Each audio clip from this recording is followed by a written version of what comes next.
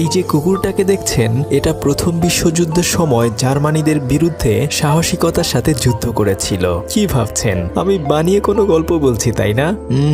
আজকে আপনাদেরকে এক সাহসী কুকুরের গল্প শোনাবো, যে কিনা 1917 সালে জার্মানির হাজার হাজার সৈনিকদেরকে একাই পরাজিত করেছিল।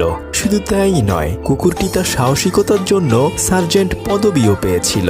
সত্য ঘটনার উপর নির্মিত 2016 সালে রিলিজ হওয়া সার্জেন্ট স্টাবি এবং আমেরিকান হিরো মুভির গল্প আজকে আপনাদেরকে শোনাবো। আর এই যে কুকুরটাকে দেখছেন, এটাই সেই সত্যিকারের সাহসী আর্মি কুকুর। একটা ক্ষুধার্ত কুকুর রাস্তায় রাস্তায় ঘুরে বেড়াচ্ছিল, কিন্তু সে কোথাও কোনো খাবার খুঁজে পাচ্ছিল না। একটা দোকানের সামনে এসে অনেক খাবার দেখে সেই খাবারগুলোর দিকে সে অপলক দৃষ্টিতে তাকিয়ে থাকে, কিন্তু কুকুরকে আর কে খাবার দিবে? তাই বেচারা তখন ওখান থেকে দোকানের পাশে এসে খাবার খুঁজতে থাকে। তবে দোকানদার তাকে কোনো খাবার দেয় না, বরং তখন তাকে ওখান থেকে ঝাড়ু দিয়ে তাড়াতে থাকে। কিন্তু তবুও কুকুরটা ওখান থেকে যেতে চাচ্ছিল না, তাই ওই ব্যক্তি একটা হাড্ডি কুকুরের দিকে ছুঁড়ে মারে।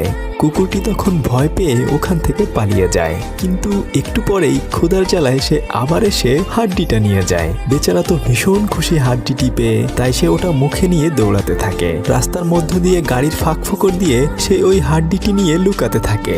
কিন্তু সে এবার দৌড়াতে দৌড়াতে হঠাৎ করেই এক ব্যক্তির সাথে ধাক্কা খায়, আর যার ফলে সে হাড্ডিটি হারিয়ে ফেলে। আসলে ওখানে আর্মিদের কুচকাওয়াজ হচ্ছিল। তখন সে আর্মিদের ভেতর দিয়ে একটু একটু করে সামনে গিয়ে তার হারানো হাড্ডিটি খুঁজতে থাকে।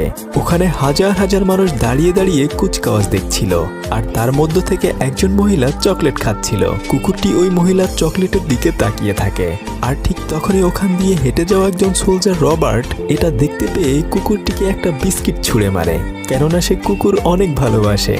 বিস্কুটটি পেয়েই কুকুরটি তখনই ওটা টপ করে খেয়ে ফেলে। যখন সমস্ত আর্মিরা চলে যাচ্ছিল, কুকুরটিও তখন তাদের পেছনে পেছনে যেতে থাকে।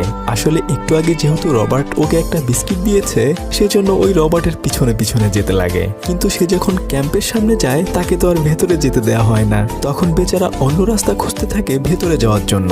একটু পরে সে মাংসের ঘ্রাণ শুকে আর্মিদের রান্নাঘরে চলে যায়। তখন বাবুর্চি তাকে দেখেই চিৎকার করতে থাকে, কুকুর এখানে কিভাবে এলো?